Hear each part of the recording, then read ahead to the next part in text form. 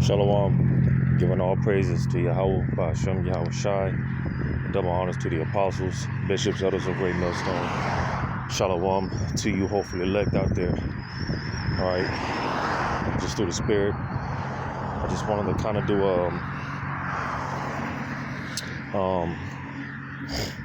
almost a mini land back. I'll kind of be echoing off of a few brothers' videos. I was watching some of those brothers out there in Dallas, going into this eclipse that's supposed to be taking place on April 8th, which is pretty much, the Lord spiritually Xing out Babylon, as well as Nineveh, which it's all spiritual, because going into this eclipse that's supposed to take place. All right, this is a great American eclipse, I think they're calling it, and then they named it Nineveh, which not so coincidentally, right? Which is all spiritual, it's all spiritual. And like I said, just watching brothers' videos, you can't help but to just see that the Lord is communicating. The Lord is talking, man. He's speaking. Because again, the fact that they're naming this great eclipse Nineveh, because I think it was real quick, the 7 cities named Nineveh will be in the path.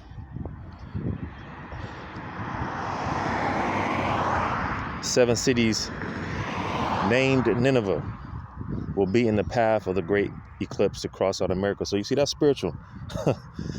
That's spiritual, because America is spiritual Nineveh, as well as many other names, many other code names, but the Lord is definitely communicating,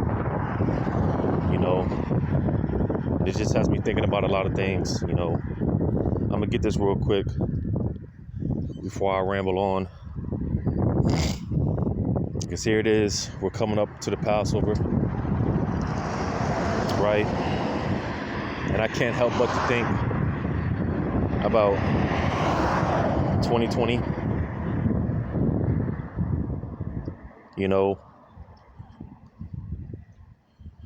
I can't help but to think about 2020, right? Before the world experienced this quote unquote crisis or whatever, it's just spiritual, man. The fact that, because this happened right after the Passover and back in 2020, I hadn't crossed over yet to Great Millstone, but I was following the teachers and whatnot, and it's just spiritual because Great Millstone and the affiliate camps were able to keep their Passover. And like I said, the right after the Passover, you had this event, this pandemic hit. Other camps weren't able to keep their Passovers, and it's all spiritual. I'm gonna be saying that throughout the video, man. It's just spiritual. Like I said, man, the Lord He's talking, He's communicating. And the last eclipse that took place last year, right? You had that's when the whole October 7th took place, right? That's when the war broke out over there, and matter of fact, before I get that, I want to get this in Luke 21.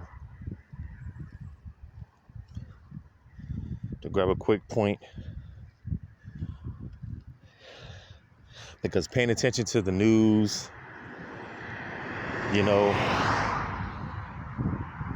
just everything that's going on right now, this shit is bound to happen. You know, it is bound to happen. You see, when I mean it, I mean, you know, everything that's been prophesied, starting from the apostles on down for many years. You know, when prophecy becomes everyone's reality, right? I'm gonna get this real quick. In Luke 21 and verse 25, it says, "And there shall be signs in the sun," and because the heading says the return of Hamashiach. All right. So, like I said, the Lord is definitely communicating. He's definitely speaking. You know, because as much as they trying to X out the Messiah, going into that Revelation 13, I believe it's verse 18. You know, the number of the beast, right? There's the chi-psi stigma, the Xing out of the Messiah when you go into it, you know.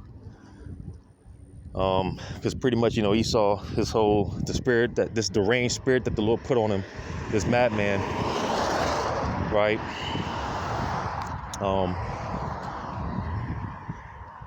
You know, like the scriptures talk about how this devil, he's in total opposition to Yahweh Shem Shah. So what does he try to do? He tries to do away with all the natural ordinances that Yahweh Shem Shah set up and make himself, you know, the Most High. You see? So going back to that Chi Sigma and how they try to X out the Messiah, they try to X out Yahweh Shem Shah and exalt themselves, set themselves up. You see? So like I was saying, as much as they try to X out and do away with Yahweh Shem Shah, you know, we see how Yahweh Shem Shah is Xing out Babylon, you know. More signs, you know, with the deaths of these, you know, like Jacob Rothschild, you know, and all these, you know, demons dropping dead, man. You know, the Lord is surgical with this shit. But Luke 21 to 25, "And there shall be signs in the sun, and in the moon, and in the stars, and upon the earth distress of nations, with perplexity and sea and the waves roaring." And it's cold because even going back into ancient Nineveh, right? A brother was bringing out some points about how going back to ancient Nineveh, how pretty much chaos was taking place, you know. Pestilences had broken out, you know, pretty much the same things that we see going on now, you know, which, hey, the Lord requires that which was back then, you know, he requires it today. There's no new thing under the sun. It's all spiritual, man, you know. And just doing some research, going into ancient Nineveh, you know, which again, the brothers were bringing out, and it just prompted me to do some research, things of that nature. As far as what was going on in ancient Nineveh, you had a lot of cross-dressing and LGBTism, transformerism, you know, a lot of that type of activity going on back in ancient Nineveh, which is the same thing we've seen pushed and damn nearly forced down our throats today. So you can't make this shit up. Again, this is no coincidence. They're calling this eclipse Nineveh, you know. But the point I wanted to get was, because when you go into this word signs,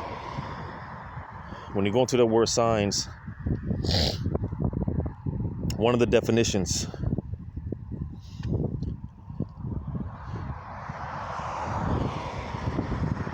one of the definitions, just to get to the point, when you go into this word signs, it says signs portending remarkable events soon to happen.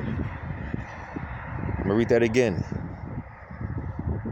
Signs of portending remarkable events soon to happen. So that's almost a and when I say this, I don't say it faithlessly, because seeing that's almost like, oh shit, almost a nerve-wracking feeling, like, because again, what is the Lord gonna do, man? Well, what is the Lord getting ready to do? Signs of things that are getting ready to take place. So that's why I mentioned even with the 2020, and just, because as people look at these, they look up in awe, when these events come around. And we know that when we see these events, these eclipses and things of that nature, that's the Lord talking, man. He's communicating to us. That's not nothing to be in awe and in wonder about, to look up and to, gaze at marvelously. And no, man, the Lord is communicating, So again, the Lord is definitely communicating, just me speaking as a man, I feel that, hey, if you even make it to Passover, if we make it to Passover this year, it's coming up, hey, because this eclipse is supposed to take place in April, and the Passover, is towards almost the last week of March, towards the ending of March, so after the Passover, hey,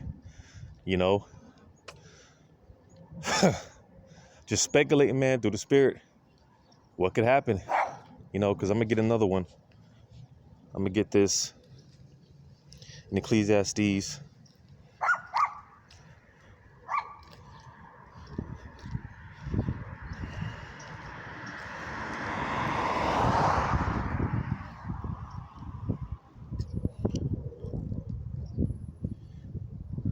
Bear with me.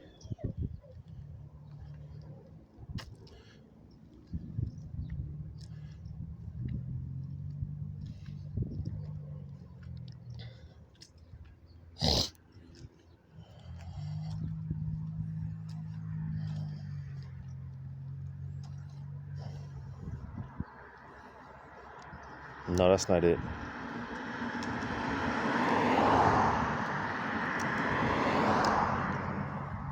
Actually, I think that's Jeremiah, if I'm not mistaken.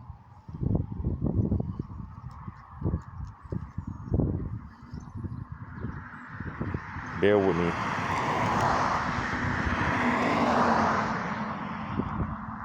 Oh, Slock, it is Ecclesiastes. I was in the wrong chapter. Ecclesiastes 9.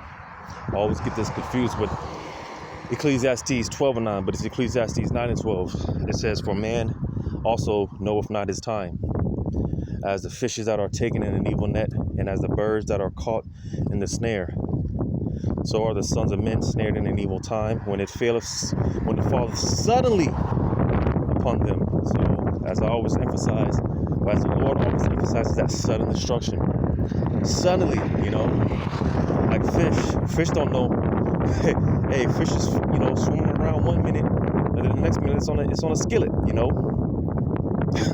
just out the blue, and that's how these people are, man. People really don't understand the signs of the times that we're in. Here it is, like I said, the Lord's getting ready to make moves. There's already a lot of major moves being set into place, man. A lot of things are going down as it is already. So much that it's hard to keep up. It's hard to keep up, man. I'm gonna get this one real quick. Nahum, because like I said, going back into ancient Nineveh, there was a lot of that what we see going on today. All right, as far as that the transhumanism, the cross-dressing and things of that nature. You know,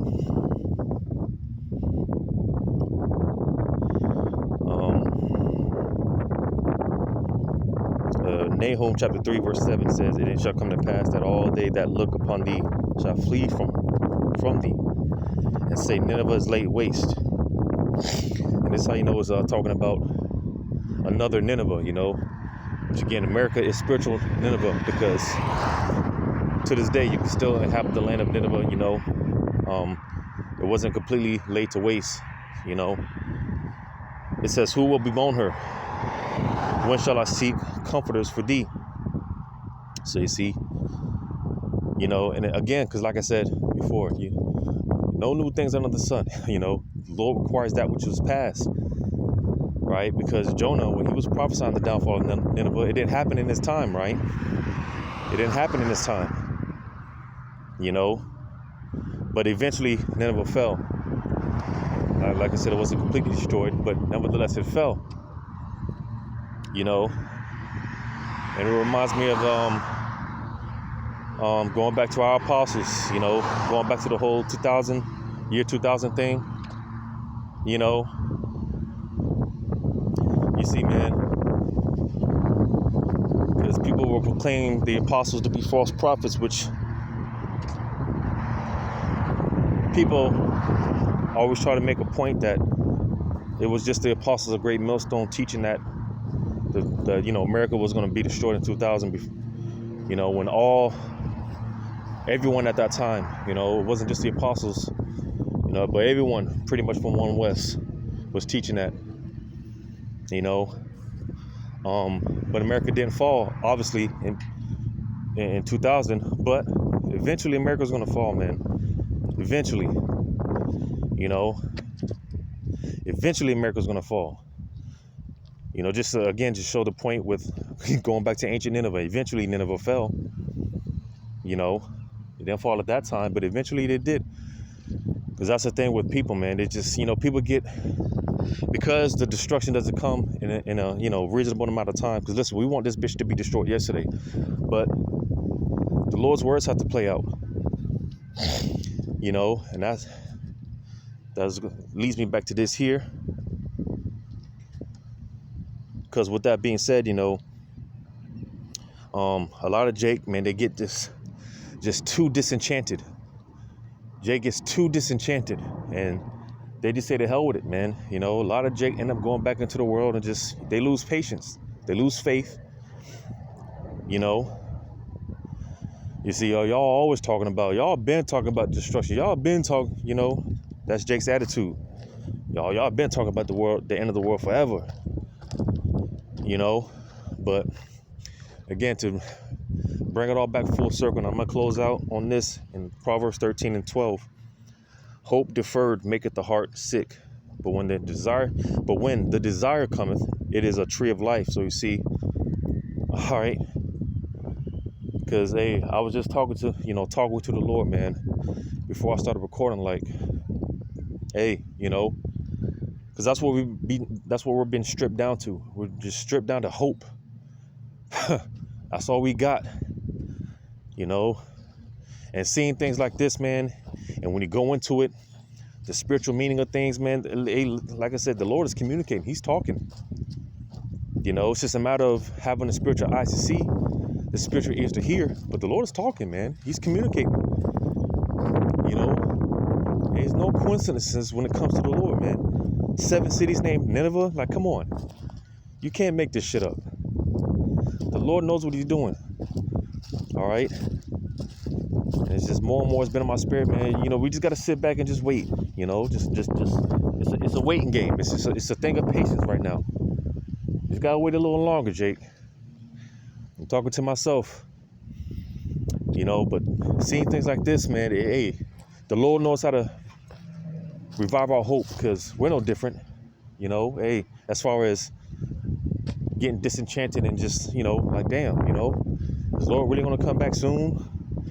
You know, we all battle those demons, but like I said, the Lord knows how to keep our hope alive, man. If we're of the elect, the Lord's gonna keep us in the fight. He's gonna make sure, hey, You know, make sure he don't veer off.